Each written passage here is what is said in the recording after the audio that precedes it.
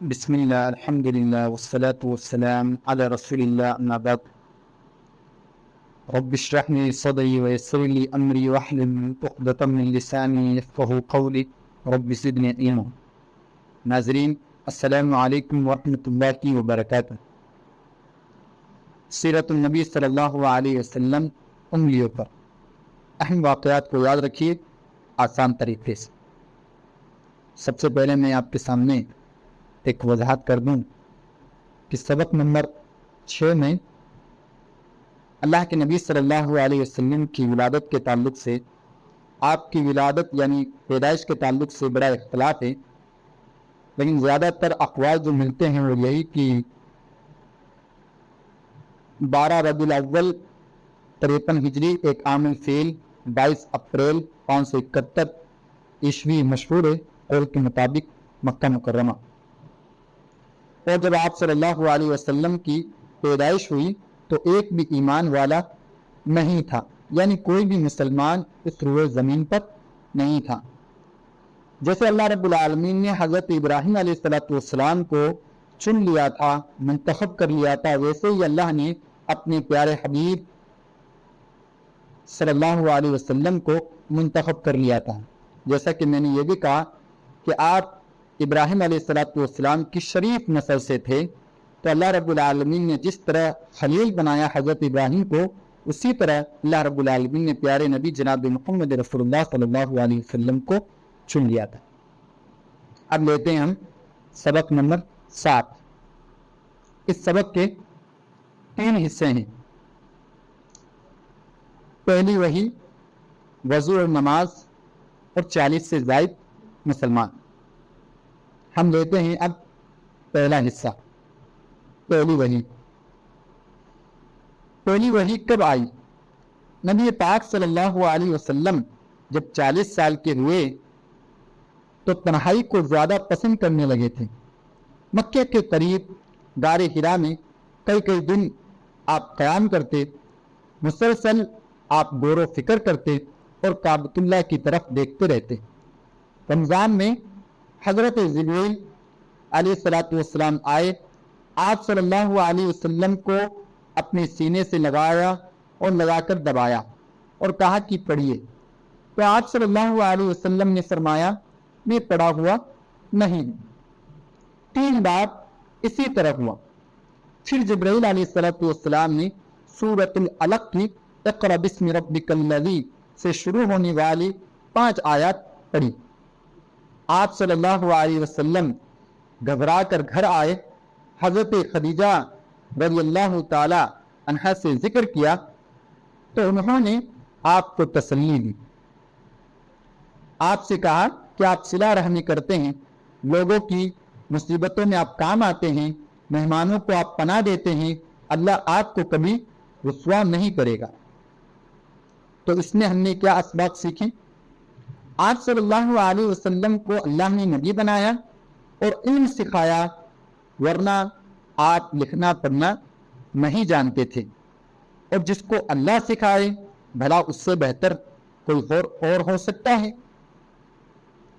تو پہلی وحی میں علم کا بار بار ذکر ہوا ہے، روزانہ کچھ نہ کچھ علم سیکھیے۔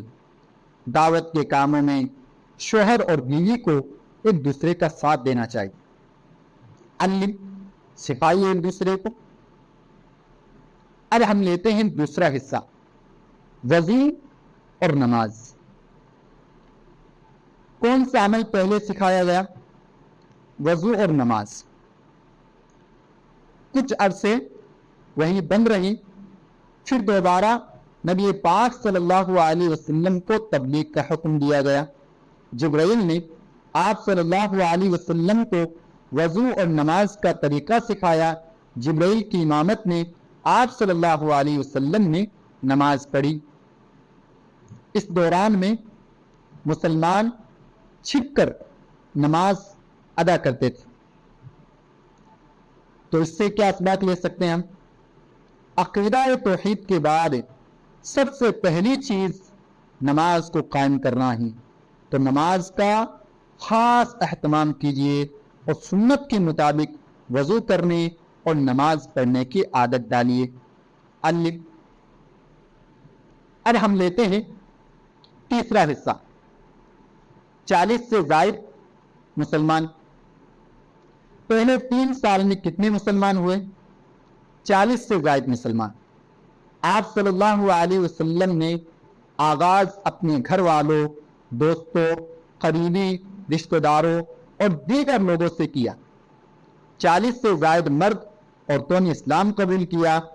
قریش کو اس دعوت کے بارے میں کچھ باتیں معلوم ہو چکی تھی، مگر انہوں نے آپ صلی اللہ علیہ وسلم کی دعوت کو زیادہ اہمیت نہیں دی۔ اس سے کیا اسباق لے سکتے ہیں؟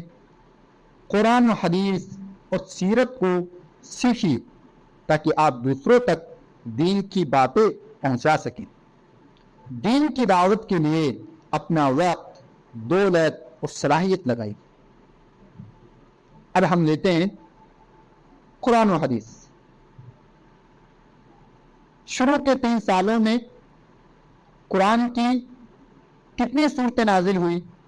چھوٹی چھوٹی 13 صورتیں، 1/3 پارے کے برابر۔ ویسے 13 کے بیچ میں آپ ایک ٹیڑھی لائن کھینچیں گے تو 1/3 بن جائے گا۔ کون سی صورتیں ہیں؟ سورۃ الفاتحہ، سورۃ المزمل، سورۃ المدثر اور آخری پارے کی 10 صورتیں۔